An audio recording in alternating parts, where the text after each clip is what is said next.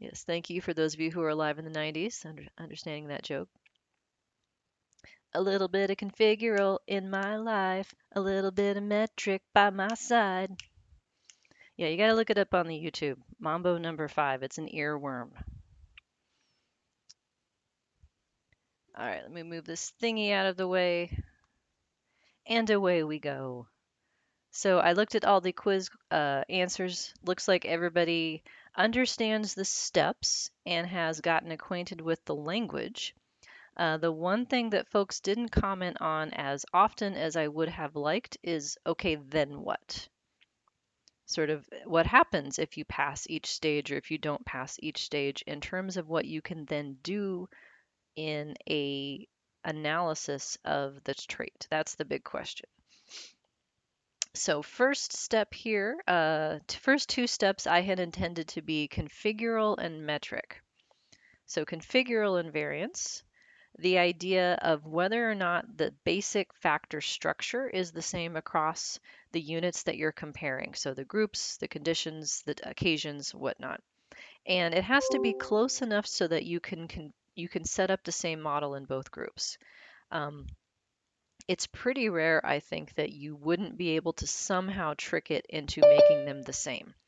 So for instance, if you have one group where it's a single factor model and another group where it's a two-factor model, you could set up a two-factor model in both groups and allow the correlation to be 1 for the group that only had one factor, right? You could make it the same enough so that you could proceed with the testing.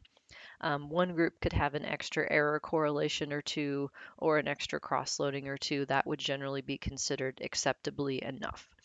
So in that stage, your objective is to get the fit as good as you can make it because it's only going to get worse.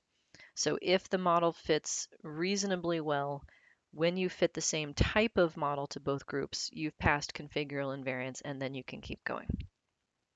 If not, then nothing else that you would do would make any sense to pursue. And as several of you noted, I would say game over, which is kind of an 80s expression. See, once upon a time, when you had to plug quarters into a video game to make it go, once you lost the game, giant letters would pop up and say game over, which means you cannot play anymore until you put a new quarter in.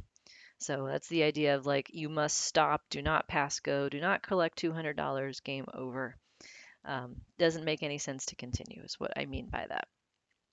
The second part of this, then, metric, is the test of whether the loadings can be constrained across groups.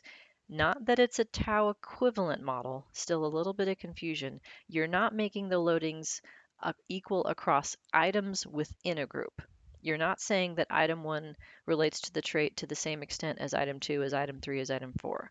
What you're saying is like item 1 is the same in group 1 as it is in group 2. Item 2 is the same in group 1 as it is in group 2. And at the same time, you constrain the factor loadings to be the same. What do you have to free? So making sure to remember this part. What do you have to free? I'm watching the chat window, or you can use your voices. If you fix the loadings to be equal between groups, what do you have to free?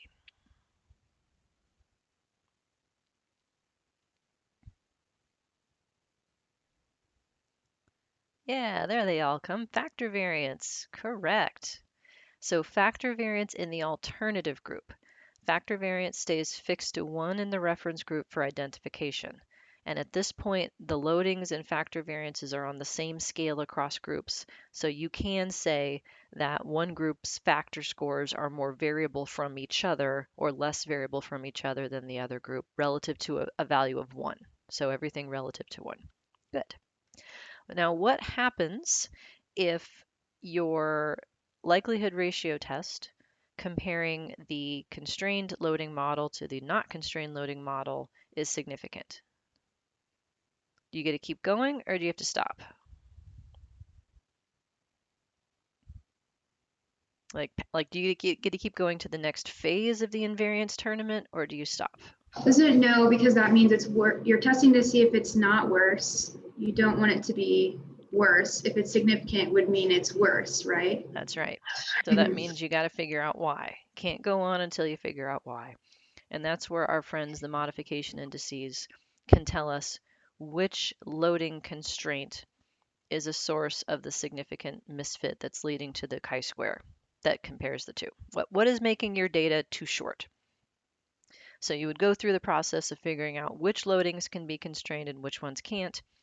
And so long as you have at least some of them constrained, you can keep going. But what if you can't get to that step? What if every single loading wants to be different? Then what?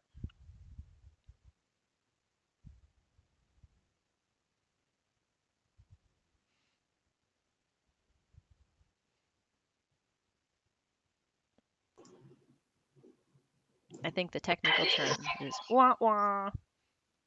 Kayla, you were going to say?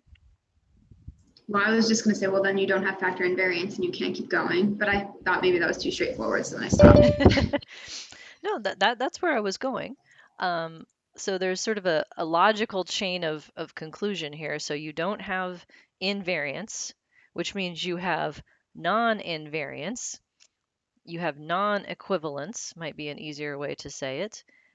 But what does that mean with respect to what you can then do with your factor model down the road?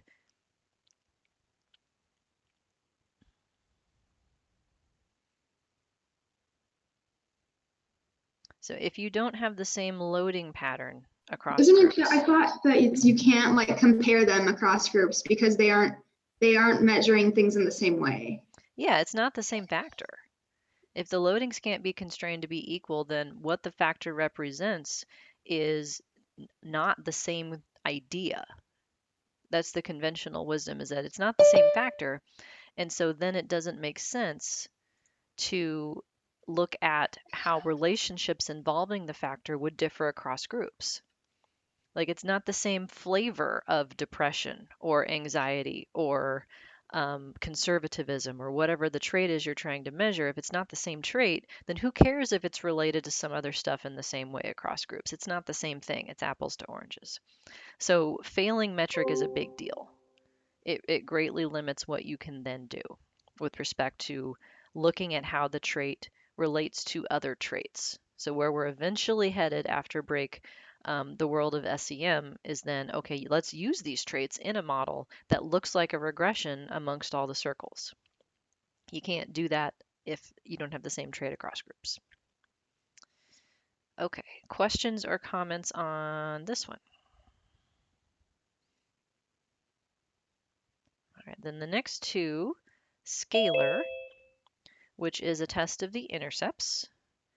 And the idea behind that constraint is that you want to see if the reason that the item means had differed between groups is because the factor mean differed between groups. If it's just the factor mean, then you should be able to constrain the intercepts to be the same, because what that means is that conditional on a trait score of 0, it doesn't matter what group you're in, you have the same expected item response. So conditional mean being held equal. And when you constrain the item intercepts to be equal across groups, what do you have to free at the same time?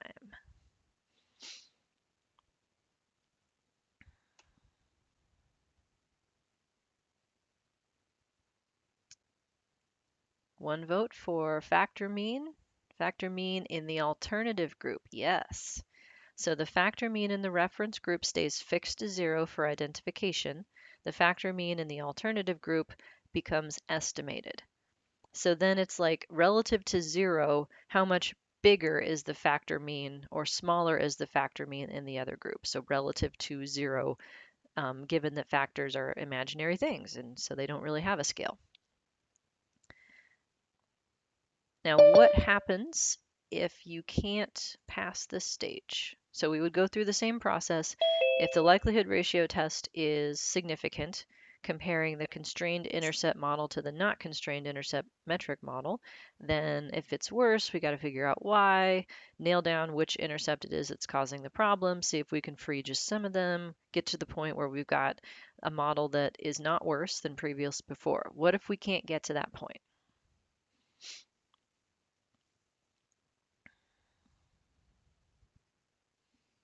What are we then not able to do?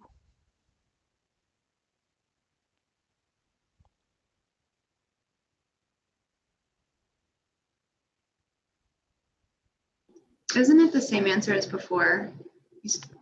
Same Like idea.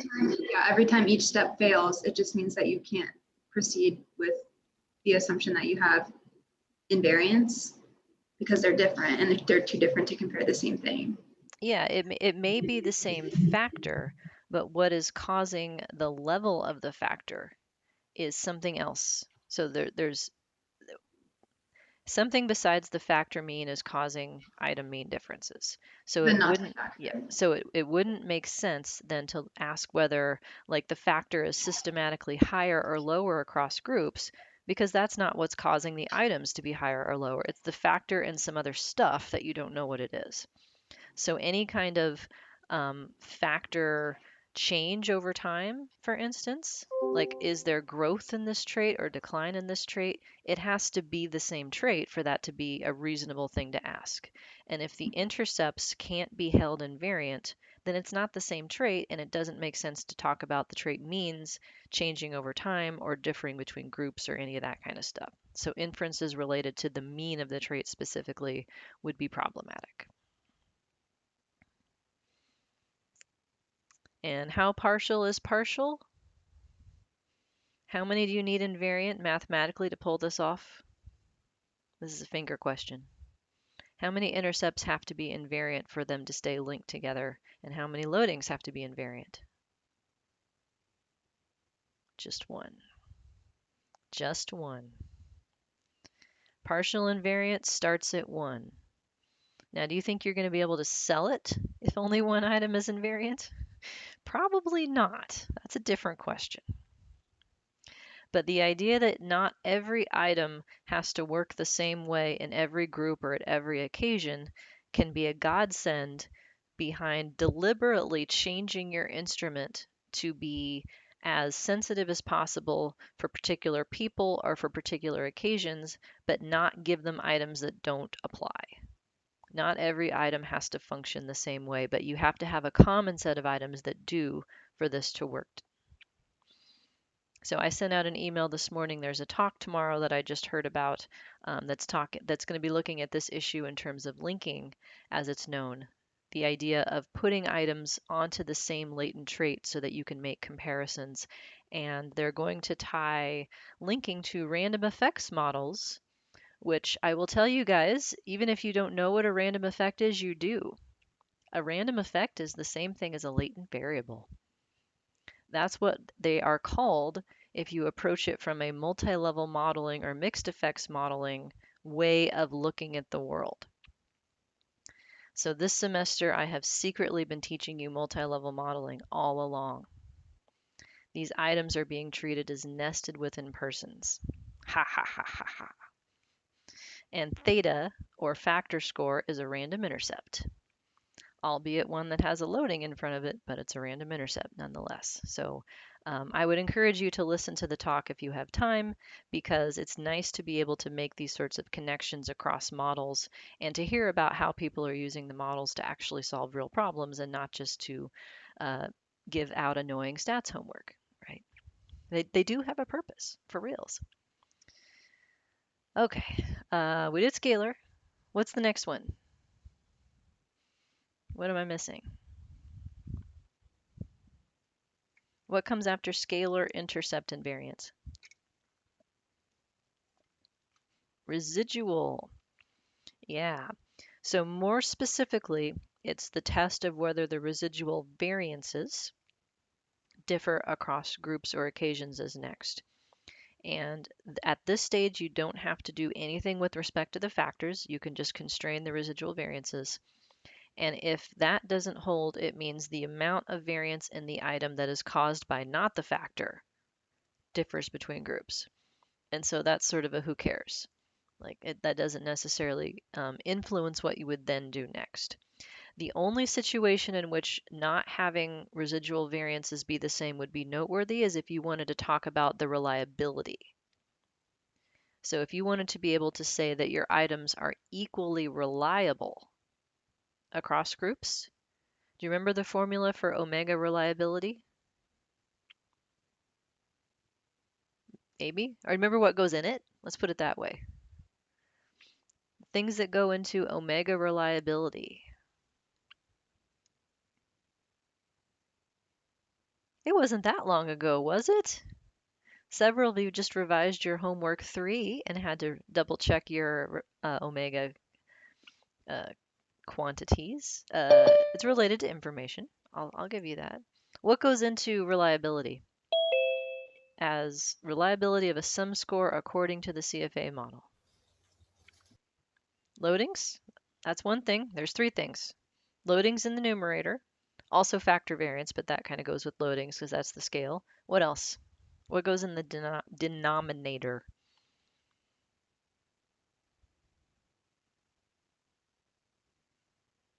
Well, if a loading tells me about how much of the variance is due to the trait, what's the other half of that?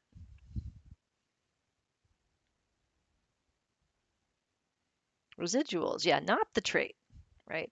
So the denominator of omega was residual variance. The sum of the residual variances and also any covariances between the residuals went in there too. So if you want to be able to talk about, say, reliability, that you have the same level of reliability across groups, both the loadings and the residual variances would have to be constrained. Otherwise, it's just half of the equation, and so the reliability would be different. So that would be the only case in which I think someone might care about having residual variances constrained or not.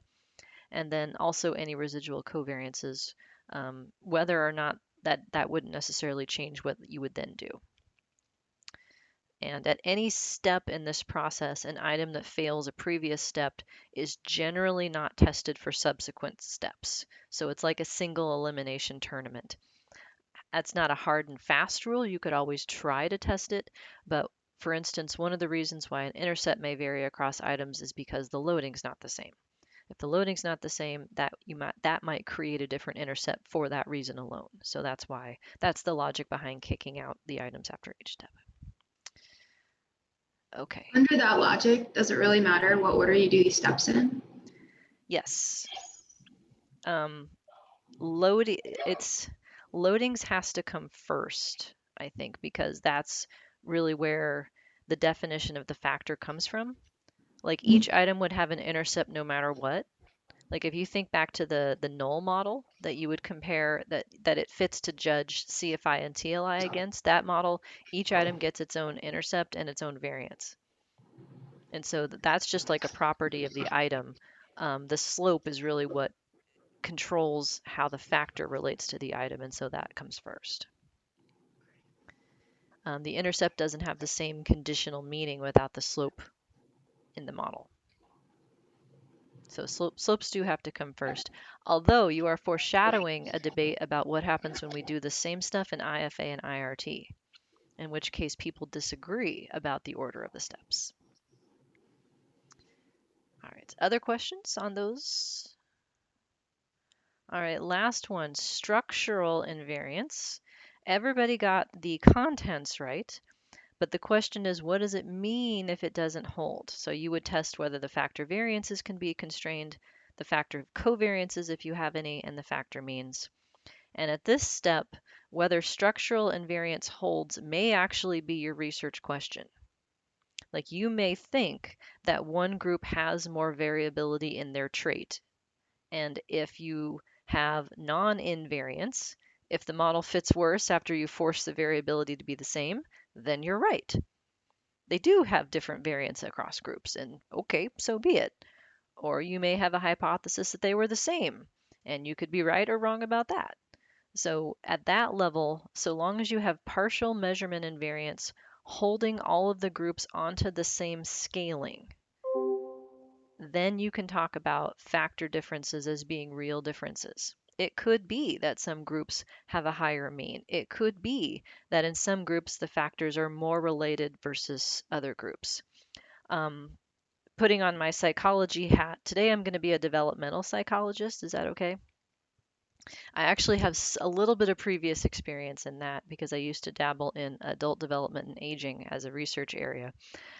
There is a phenomenon known as differentiation and de-differentiation. Have you heard of these terms before? I know that a few people are from psych, but I think it's a more general phenomenon. It's the idea of converging abilities, which is de-differentiation versus diverging abilities. So, for instance, executive functioning is kind of a nebulous construct. It's basically how well you're able to control your attention, um, keep yourself focused and not be subjected to interference, engage in planful thinking. There's a whole lot of things that go into it, and there has been a whole lot of debates about how many factors underlie measures of executive functioning. And one of the things that has been found in this research is that how many factors it takes changes across age. So little kids, like kids that you can start testing when they're young enough to be able to actually do the task would be maybe 3 or 4. And at that point, it's one factor. Like you can give a kid 10 different tasks and it's one factor. It's like whether or not they can follow the instructions and hold their shit together long enough to actually like do the task, which if you've known a 3-year-old is a non-trivial task, right? To be able to keep them like okay, come on, no, don't stay with me. Okay, no, don't go pick up your shoes. No, come back here. Okay, no, look at this. Like executive functioning is a unidimensional thing. But as the kids get older, it differentiates. And so if you give the same measures to, say, a 6-year-old, a set of 6-year-olds, there may be 2 or 3 factors that pop out of that where people can be good at some aspects of the tasks and show differential difficulty or impairment in others. That the opposite happens at the other end of the aging spectrum in older adults. What starts out as different dimensions of cognitive ability sort of collapse onto one as people start to exhibit what's known as terminal decline. Uh, when things go downhill, they all kind of go downhill together to some extent. So the question is to whether or not the factors show different patterns of covariance across groups of people, ages, and whatnot. Like that may be a question, right? If questions of differentiation versus de-differentiation boil down to patterns of factor covariance. And so that's the evidence that you would use to establish that you're seeing this tendency in your data. So, point being, structural differences can be real things that you care about. It's not like game over if you fail or you pass or fail the step because it's a meaningful comparison at that point, so long as you have enough measurement and variance to hold everything together. Okay, questions or thoughts? Yes, to get to structural invariance, we do have to go through all the previous measurement steps. There is a hierarchy. I've corresponded with a couple of you who've tried to start running these sorts of tests in your own research. And I would say that if you have a model that has lots of factors in it, it may be advantageous to look at invariance separately per factor, particularly if you have more than 2 groups. So if you have, say, 2 occasions and boys and girls, and you want to look at invariance across gender and across time, that's like a 4-group model simultaneously. That will be very hard to troubleshoot non-invariance if you try to do it for more than one factor at a time.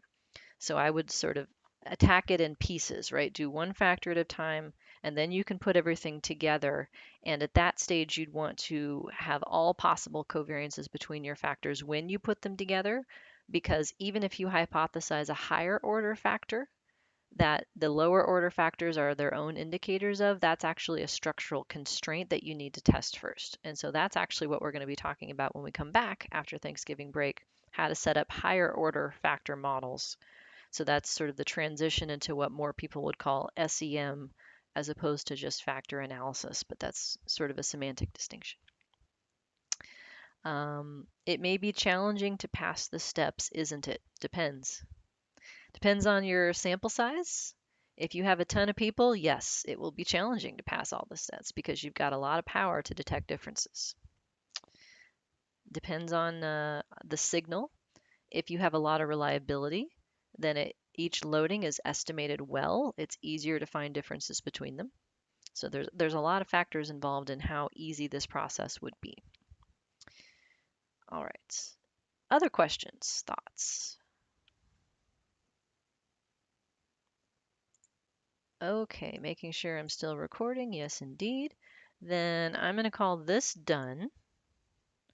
I'm going to put up lecture 7 because we're transitioning out of CFA today back into the world of IFA and IRT. So we're going to have some new vocabulary that goes with the same damn thing. But before that, a request for homework questions. Yeah, sure. Let's do that. Which homework are you talking about? Homework 5, yes. Do stuff with your own data, part 2. What's your question? So I'm gonna try to talk. Okay. Let me know if my Wi-Fi is spotty. But I'm going to be doing two factors at the same time, and I'm getting a little bogged down on the model constraint part, like how to write out two, Mm. not You just would one. Each factor would have its own set of A's, and does each item have a loading on only one of the two factors? Yes. Okay, then there's one set of A's for each item and one set of B's. It's just that you would have them belonging to two different factors at the same time. And will it know that? Mhm. Oh, it will. Okay, so I don't have to like write it out in like a separate new statement. Um, you would have to write out in the new statement as many new A's as you're getting, which you actually, if the factor variances are fixed to 1, you don't need A's because loadings and A's are the same in that case. You only need B's. And you'd have to write out the number of new B's you're asking for. So if I And have factors, there's like 4 on one and 4 on another. It'll just know the 4 that goes with each one. yeah, because the B's don't go with factors. Okay. So the B's are the difficulties, Yes. um, or the thresholds or intercepts. Like any of these location parameters, they go with the item. Like each item only has one set of those regardless of how many factors predict it.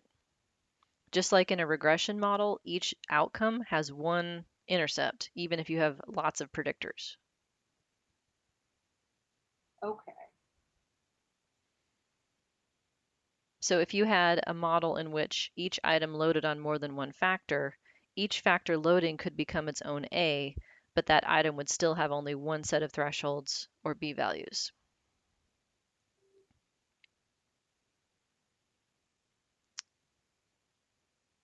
I I'm think looking at your picture like I expect you to nod or something. I think I got it. I'll run it and see what happens.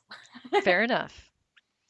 This would be a nice time for me to mention that next week I will not see you folks, but if you want to come see me, you can because I'll be holding office hours on Tuesday from 12:30 to 4:45. So if anybody wants to help troubleshoot homework 5 stuff, please do that. It is due right after break. That way I have time to grade them, and then you would have time to revise them if you so choose.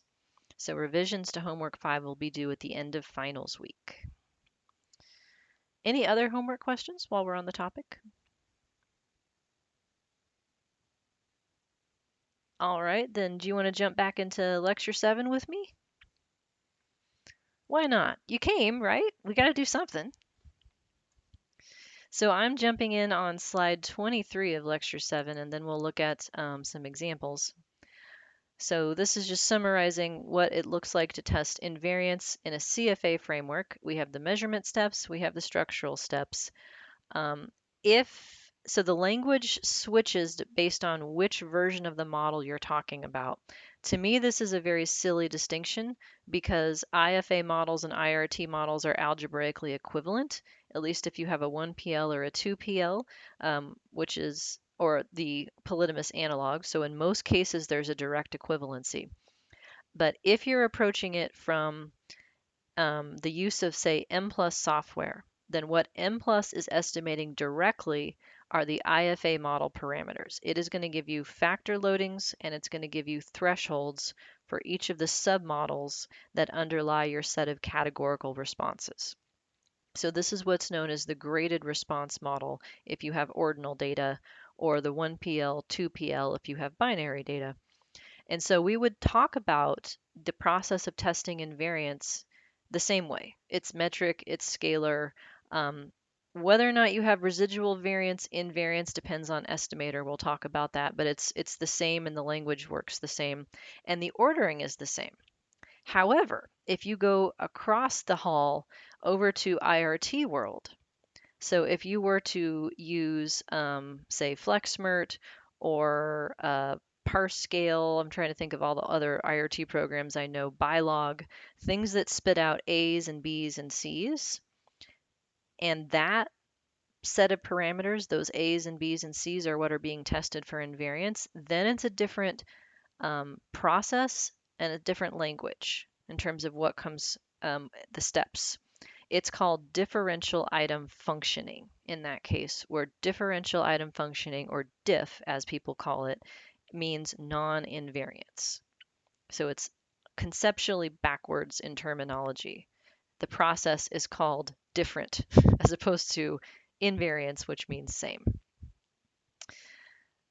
So if we talk about this new language from an IRT perspective, then measurement invariance corresponds to non-diff, whereas measurement non-invariance corresponds to diff.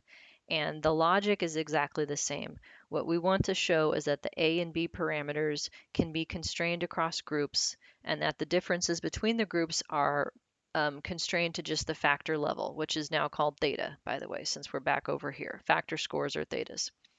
The same process if you have groups that are independent, that is two separate models estimated simultaneously, whereas if the groups are dependent, such as longitudinal data or paired data, then they have to be multiple thetas in the same model, the same as in the CFA framework. Language that goes along with flavors of diff, there's uniform and there's non-uniform. So uniform diff is analogous to scalar non-invariance. It's a situation in which the B parameter, so the B parameter, if you may recall, means difficulty or severity. It's an index of location. It is the trait value at which you have a logit of 0 or a 50-50 probability of the next category. That B parameter, if it differs across groups, that is known as uniform diff, because the implication is that the A parameter would be the same. If the A parameter differs, that's known as non-uniform diff, and possibly the B parameter could too, but it's the A parameter that drives the terminology. So it's the same kind of ideas as to whether it's the slope or the location parameter that differs across groups, but just different terminology. And whether or not there's residual variance depends on your estimator. If you use a full information maximum likelihood estimator, then you do not have residual variances. They don't exist. They are 3.29 in logit land, or they're 1 in probit land, and that's it. You don't even talk about them. That's not even a thing. In WLSMV, however, after you've constrained loadings and thresholds, you can actually estimate residual variances in the alternative group and test whether or not they're the same, but only after the rest of the steps have been followed is it separately identified. And this causes some difficulty in understanding what the hell this means, the fact that it depends on estimator. So here's a picture that would show what's known as uniform diff. So these are item characteristic curves where the latent trait theta is on the x-axis, the probability of an item response is on the y-axis. That's why it's a bendy curve, or a logistic curve as it's known.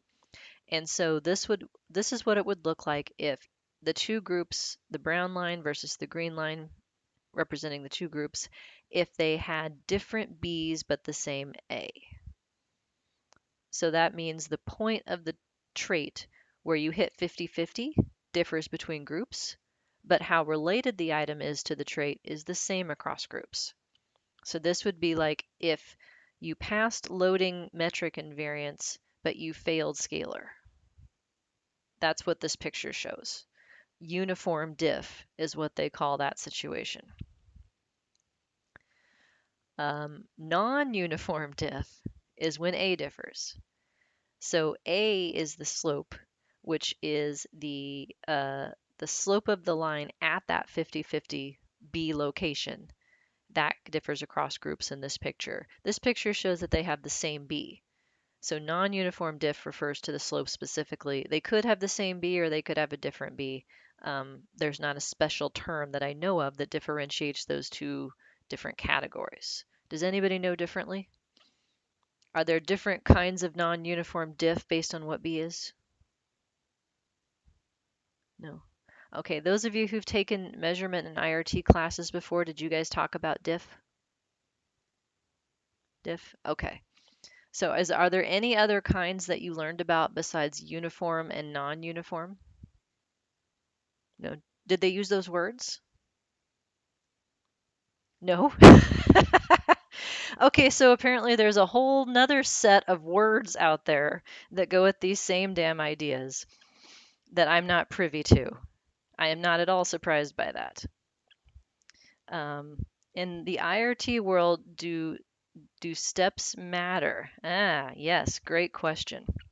So there are people that because of this idea, like that A and B are tied together, that say that even in the IFA framework, you're supposed to test the loadings and the thresholds simultaneously. There are people who say that. Those people include my husband. Those people include the mutanes who invented M+. On their website, they have discussion boards where people write in with questions and they say, yes, you need to test the thresholds and the loading simultaneously. I disagree with that because if that had to be true, then uniform diff would not be a thing. If you had to test A and B at the same time, then the idea that you could have one invariant and not the other wouldn't show up because like an item would either pass or fail as a set. And I asked, so there was a scholar, a very famous person in the world of measurement and psychometrics within psychology. His name is Roger Millsap. He was at Arizona State University. Unfortunately, he died of an aneurysm a couple of years ago, maybe 5 years ago. He was only in his 50s. But I had the chance to sit next to him on a bus at a conference where we were riding the bus from the conference venue back to the hotel. So I had his undivided attention for like 10 whole minutes. And yes, I did not make small talk about the weather or his children. I was like, can I ask you a question about invariance? Because how often are you going to be sitting on a bus next to Roger Millsap, right? And he had just come out with a book on invariance. And so I asked him this question. Because in his book, he does loadings, then thresholds, just like he did in CFA, where it's loadings, then intercepts. And I said, what do you say to the people, that say they have to be the same? Because then uniform diff couldn't be a thing. And his response was, huh. And that was all the further like the conversation went to, because he was just like, yeah, I hadn't thought about it that way, huh? And I didn't want to press him, right? I didn't want to piss off Roger Millsap. So instead I asked him how long his book took to write because I was in the process of writing my longitudinal book at the time.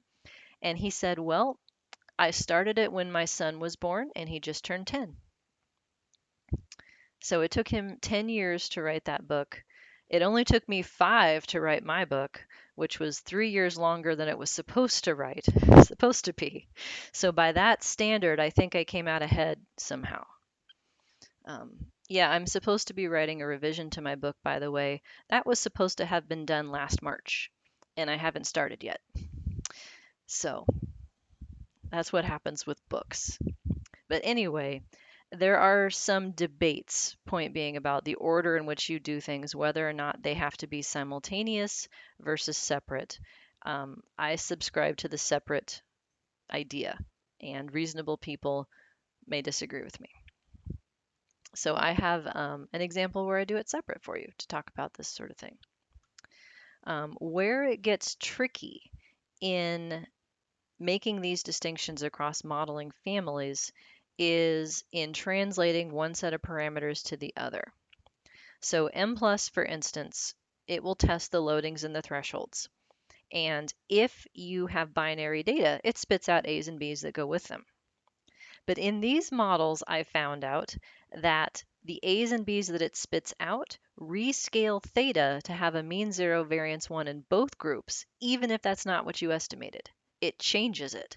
So their A's and B's do not logically match what they are from the loadings and the thresholds. So in the example that I have for you, I recomputed the A's and the B's. I would have done that even if it weren't polytomous data because of this problem. So you really have to pay attention to what it's doing under the hood in converting back and forth across these scalings, because at this point, your trait won't always have mean 0 variance 1, and then it changes. The formulas have those extra terms in them to go back and forth.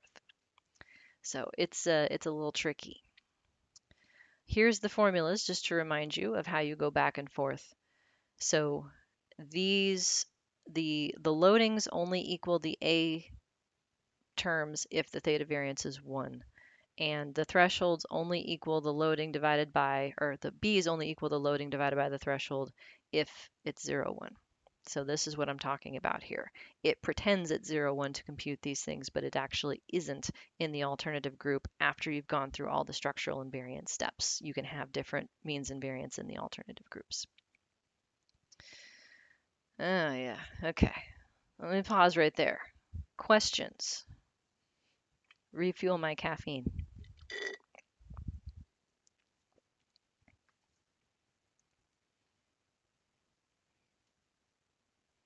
No questions? Keep going? All right, fair enough. Okay, what the code looks like to do these invariance tests using IFA, IRT models, and M+ depends on your estimator. If you stick with WLSMV, which is what I'm going to have you practice in your last homework 6, which is available, by the way, if anybody wants to get started, it looks very similar to what we've been doing. You have a group equals, you have your model reference, your model alternative. The only catch is that the nested model comparisons to test if the model got not worse have to be done via diff test. So that's where you have save data, diff test equals this model, and then in the nested model, you bring it up to the analysis command and run it. So all of the comparisons are spit out as part of your output, which is nice. That's the only real difference. If you do it with full information maximum likelihood, you actually have to trick M+ into doing it for you. And I have an example. This is 7D that I went through this process. But what this code actually refers to is you have to pretend that you're estimating what's known as a mixture model. Have you guys heard of mixture models before? Okay, yeah, they're bullshit. So it's okay that you haven't heard about them. Mixture models have the same problem as exploratory factor analysis. It's the algorithms telling you how many pretend groups underlie your data where there's not a right answer. And they are very susceptible to violations of model assumptions. So you can get extra groups out of your solution if you have non-normal variables or other sorts of problems like that. But mixture modeling is a big thing. And the way that this code is operating is as if you have a mixture model, but you know exactly what your mixtures are. So it's hijacking the mixture model code in M+ to do an invariance analysis instead. So that's why it looks so different. Yeah, mixture models is trying to find latent groups. Same thing, it's latent class analysis, latent profile analysis, latent transition analysis, latent trajectory analysis, growth mixture models. All of those words mean some sort of latent groups. And they're all exploratory techniques, and therefore that's why I say they're bullshit. But that's not the point. The point is the code for mixture models is how we do invariance in that situation. So what it's going to look like then is we start out the same way. Configural model has theta mean fixed to 0 and theta variance fixed to 1. All the parameters are estimated for the items in both groups. We do the metric model. We free the loadings, constrain the loadings, free the factor variance in the alternative group. We do thresholds as the version of scalar. And free the factor mean in the alternative group. And after we pass this step, you could test whether your residual variances are still equal to 1, which is what they're constrained to be for identification if you're using WLSMV. And this step proceeds conceptually backwards. And so I'll show you what that looks like. It's not really a thing. The fact that residual variances are only separately identified when you get to this step, it's like there's like whatever slop, and that's a technical term, that's not a typo. I don't mean slope, I mean slop. Like it's like dirt, like messiness. It's sort of the idea is even if you constrain your loadings to be the same, like they're not exactly the same. So there's a little bit of wrongness there. And if you constrain the thresholds to be the same, they're not exactly the same. And so that little bit of wiggle room allows you to separately identify residual variance that wouldn't otherwise be identified. And it's 1 because we're in probit land with the WLSMV parameterization.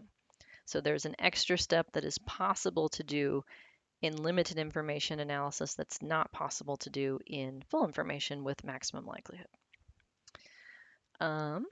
So we'll go through the process, and then I describe what we do with the residual variances, which proceeds backwards in terms of the order of testing. We have to estimate a model in which we're free and then go back to the model in which they're fixed to keep the order of the nested model comparisons correct.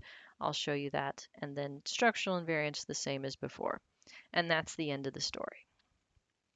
All right. Do you want to see an example? Why not?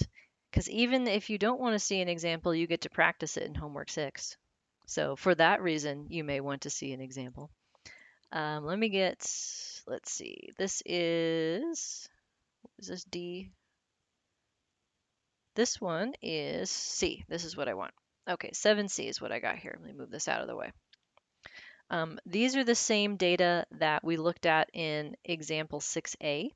These are older adults, 7 items measuring activities of daily living, where the responses are 4, can't do it, big problems doing it, some problems, and can do it as your 4-category response for the 7 items.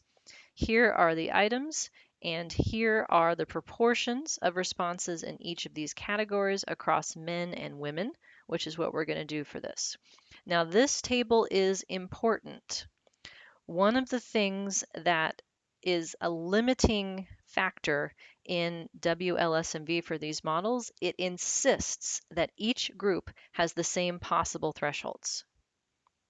So if one of your groups, for instance, didn't have anybody who answered 0 for item 1, you would have to take all the people who answered 0 for item 1 in the other group and pretend they didn't answer 0. You'd have to move them up into the next category.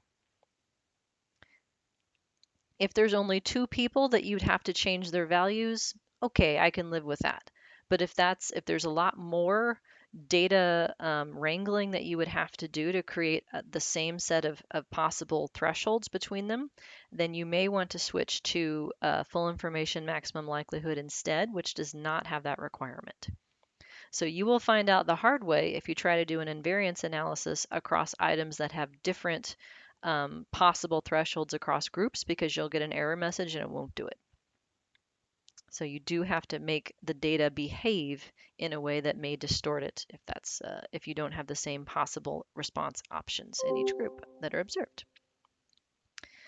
So the key things here to note in terms of the code, the categorical option, that's what changes your intercepts into thresholds and sets up the submodels for each of your items.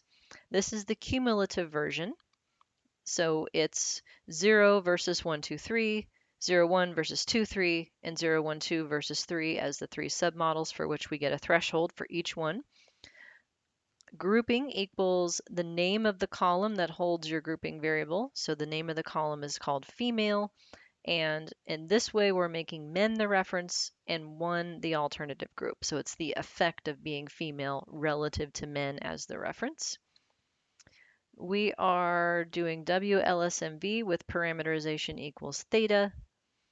And right away, I'm invoking diff test. So the save data option here is being used to save the results of the present model for comparison with subsequent models. So this is the most parameters that we'll have. From here, we take parameters away as we put the constraints on. People who are having difficulty with this in your homework, I looked and it seems like everybody who's done homework 4 eventually figured this out. So some of you emailed me with error messages that if you put the path in, it works. Is that correct? If you put the physical path to where the diff test file is being saved, that works, but it has to be a directory that M+ has access to, like your H drive. Is that correct? Okay. For some of you, were you able just to use it exactly like this and it worked? But you did it on virtual desktop and it worked just fine? I think I have all my stuff saved in my University of Iowa OneDrive, so that might be. Oh no, I remember I had to save it to my my H drive or whatever drive it is, because in order to get it into M+, which I'm using virtually, I can only access that through the virtual desktop. Okay. Yeah, I think that's why it worked. Okay, that was my hypothesis, is that it was an H drive thing, a permissions thing. So if you have problems with this, let me know and I'll try to help troubleshoot as best I can. But that seems to be the magical step that makes this work. Okay, so then the first model, the model for the men reference group is going to look the same the whole way through. So this much is going to be exactly the same. I'm just adding the labels that will be appended to the alternative group in a stepwise fashion. So loadings L1 to L7.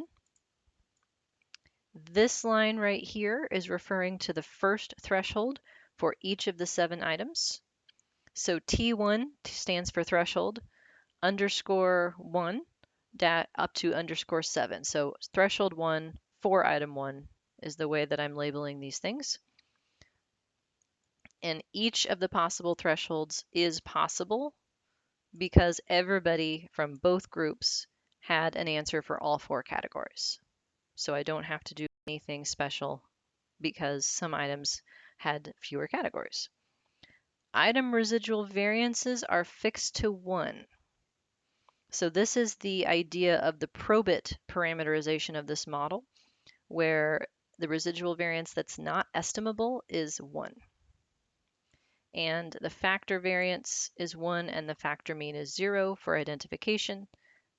And everything looks the same for the alternative group, but there's no labels. So all the loadings are being estimated separately because I don't have that L1 to L7 on here yet. Likewise, all the thresholds are being estimated separately because I don't have the T1, T2, T3 labels on them. Item residual variances are fixed to 1 because they have to be. The model's not identified otherwise. And the factor mean is fixed to 0 and the factor variance is fixed to 1 so that each group has its own identification. So this is the best it's going to be.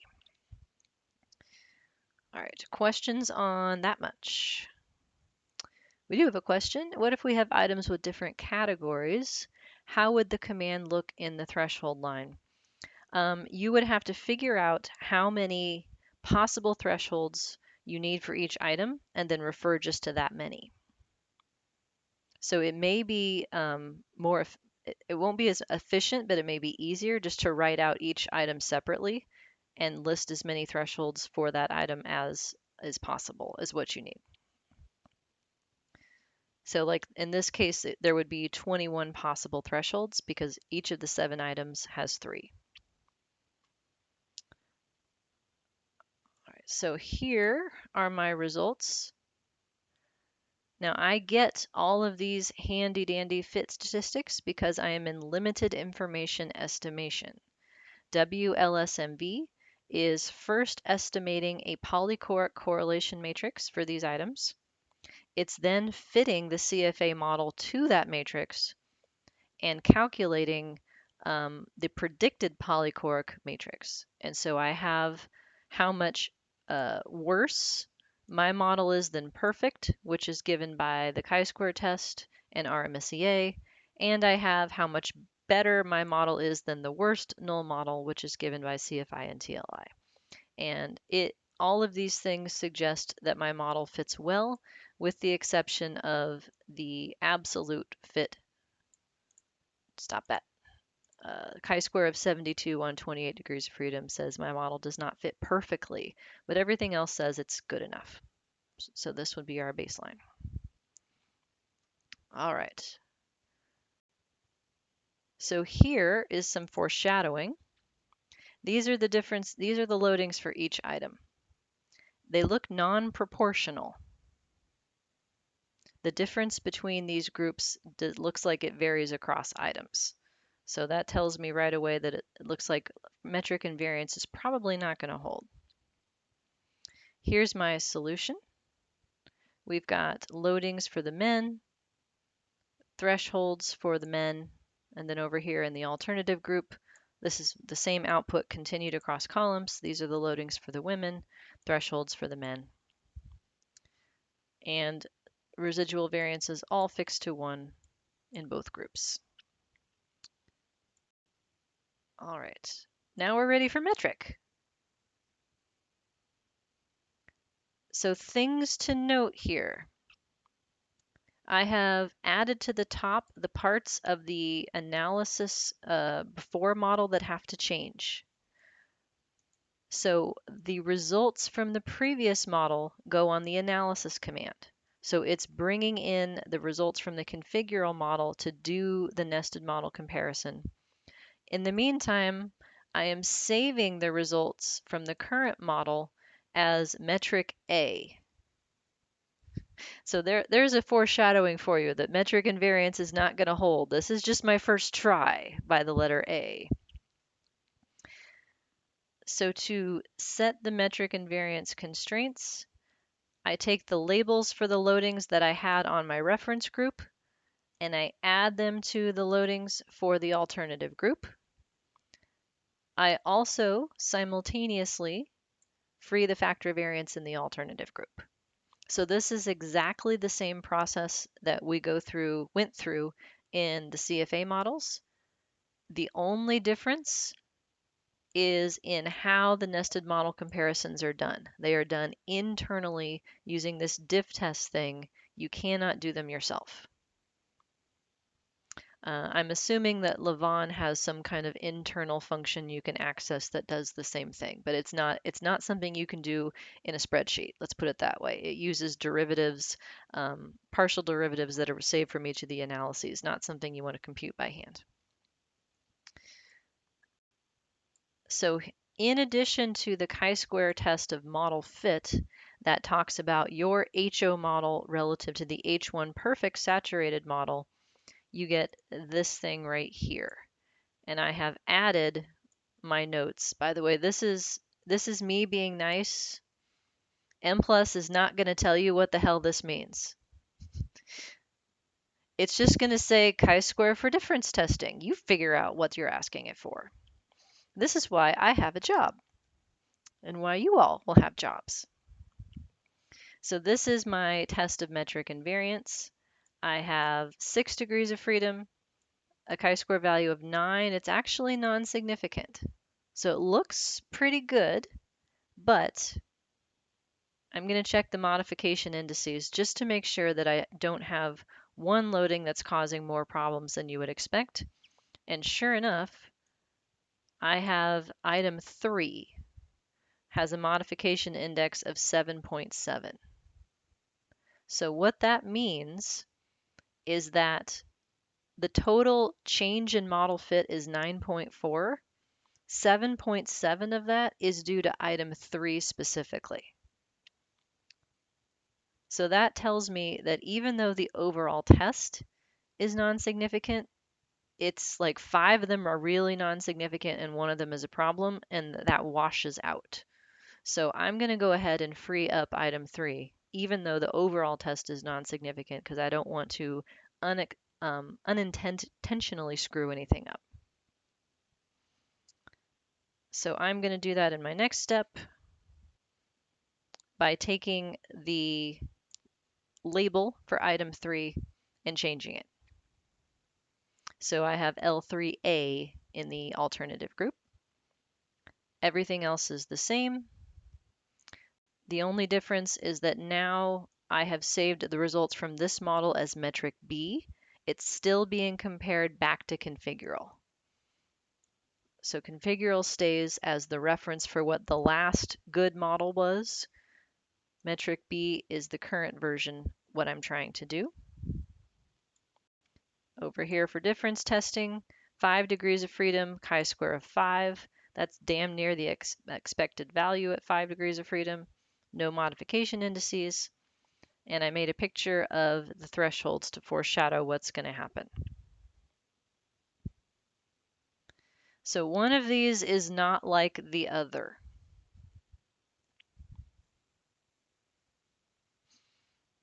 You can eyeball this and tell me which item is not going to work. Which of these looks wrong relative to the others? 3, yeah. This does not look like the same proportionality. So what's up with 3? We're going to find out. So 3 is the one where we just freed the loading, by the way. And what happened in the solution is that the item in men had a loading of 3.3. The same item in women had a loading of 6. So item 3 is more related to the trait in women than in men. And you know what item 3 is? Scroll back up to the top. Cooking. Whether or not you can cook is more related to activities of daily living functioning in women than in men. Note that these data were collected in like the 1980s from very old people. So I would expect some fairly traditional gender role things happening in this particular sample. Not making a statement about the utility of cooking for anyone other than that. My husband does the cooking at our house because I hate cooking and I'm bad at it. If I had my way, I would make like a lasagna and eat it all week. And then next Sunday, I'd make another lasagna and I'd eat it all week because that's the only thing I can make. And I basically just described like my graduate school experience, my postdoc experience, and living independently. So I am not a cooker, as my son would say. So next step, you're going to like this one. Scalar. I'm on page 6. Look what I did. I took all the thresholds away because I'm hacking M plus here. Model refers to what's happening in the men, and anything that is not mentioned on the alternative model is automatically held the same. So I can just take off the references to the thresholds, and that's the same thing as writing out all the labels that constrain them to be equal to each other. So it's a coding shortcut that allows me to do this, and freeing the factor mean in the alternative group.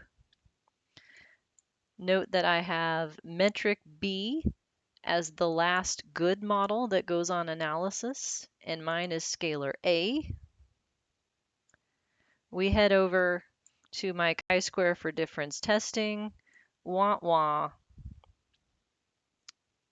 And sure enough, item 3 is the problem. So if I were following the traditional rules of invariance testing, I would have already let item 3's thresholds be non-invariant. But because I only had 7 items, I thought, well, why don't we just try and see if 3 can be held together? And no, it can't be. By the way, this is one of the funnier things about M plus modification indices. Do you know what this thing is right here? That's the item's intercept. M plus is suggesting that if we free the intercept for item 3, that would improve the chi-square by like 40. Somehow these got misaligned.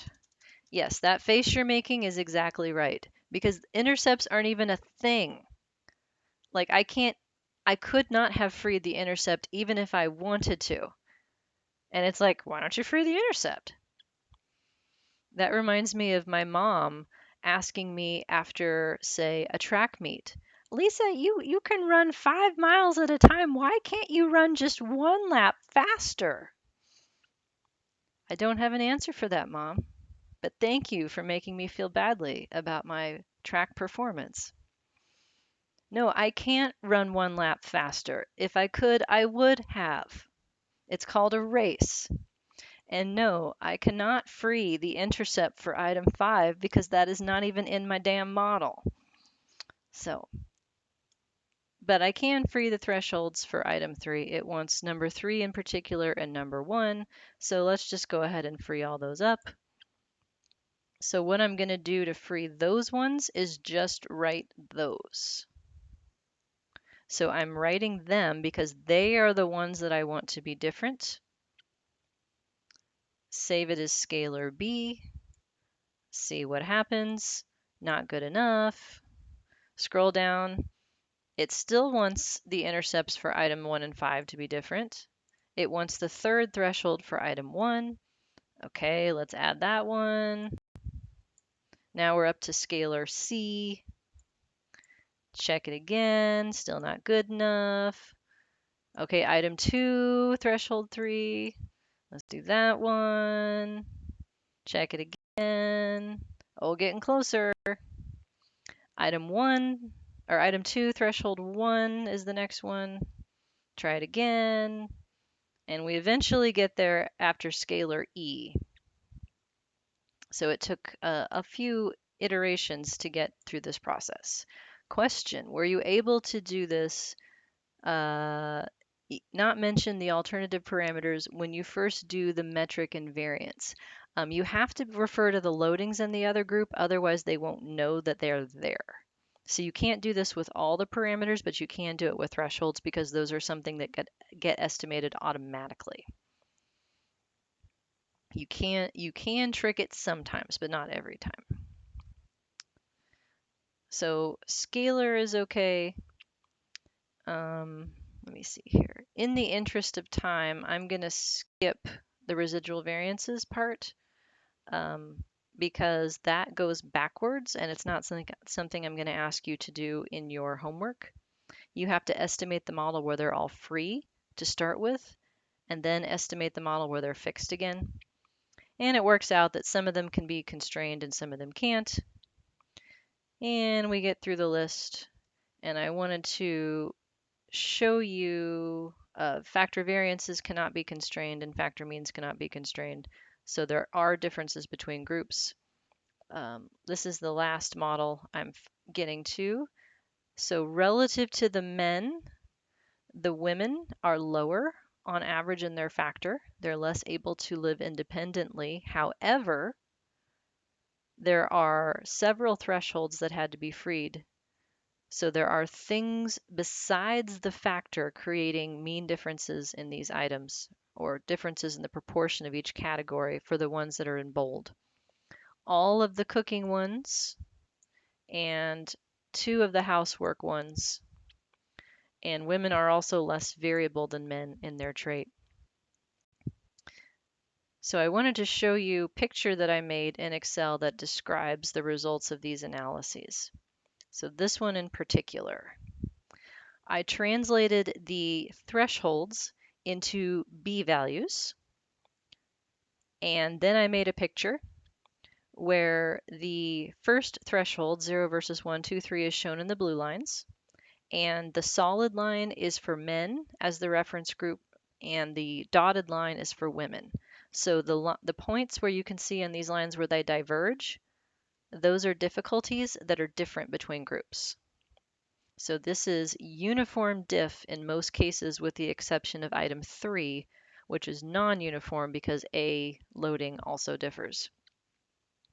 So number 1, the second and third thresholds differ between men and women such that women have a lower B value.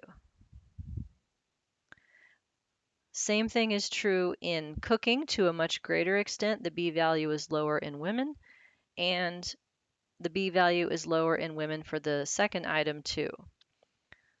So in English, it takes less of the trait for women to be able to do housework, make the damn bed, and cook dinner. That's what it takes. It takes more of the trait for men to be able to do these things than women. And cooking is a stronger indicator of the trait in women than in men. So the practical implications of these results, if I were to extend them into the population at large, like if you come across an older adult who is unable to cook for themselves, whether that indicates a problem depends on their gender. Like if you meet a woman who can't cook, she's in trouble because you do not need very much of the trait at all to be able to cook, whereas you need more of the trait to cook if you're a man. So this implies a conditionality in the conclusions that we would draw based on each person's set of data as to whether or not they're able to live independently. The locations of these items are different. They are lower for women. It takes less of the trait to be able to do these things. And so then here is the code I used to get those B values. So I did what I described before, writing out all of the thresholds that are separate for the women, and then did the A and B creation via model constraint. And that's where these A's and B's came from that are shown on the right side. You guys don't have to do any of this for me though. Okay, you hear me? Yes, I want to see that big relief smile. I just wanted you to know how to do this for your life. That's all. I wanted you to have an example of how to do this in life. But no, you don't have to do this in your homework. What you have to do in your homework is practice going through the process using WLSMV of constraining loadings, constraining thresholds, doing diff tests to see if you made the model worse. That's all I'm asking you to do, okay? No residual variances because that's not even a thing until you have at least some level of invariance. And here's some words to describe this process. And I put up the Excel sheet that I used to make these pictures because I think that they're helpful to convey the results of the invariance testing to a more general audience. You'd have to explain what the y-axis is, but once you explain that, then the picture becomes easier than looking at tables of parameters. All right. 7D is the other one. This shows what the same analysis would look like if you used maximum likelihood with the use of the fake latent classes. I'm not asking you to do this either. I just wanted you to have an example of what the code would look like because as you can see, the specification is a bit different. You have this overall model and then you have this group 2 alternative model rather than the traditional model alternative. So it looks a little different, but the same principles hold. You don't get any model fit and you don't get any voodoo. So this is a lot harder, which is why I'm not making you do it. All right, questions? Then we are out of time. Let me know if you need anything from Homework 5 due after break. Please stay safe, stay home, take care of yourselves, eat some frosting, and I'll see you in a week and a half.